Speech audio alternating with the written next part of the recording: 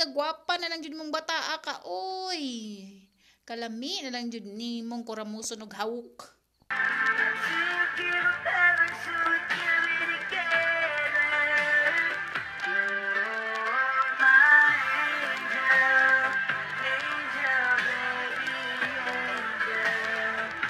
Naku guys, tingnan nyo guys, sobrang ganda ng anak ni Zainab.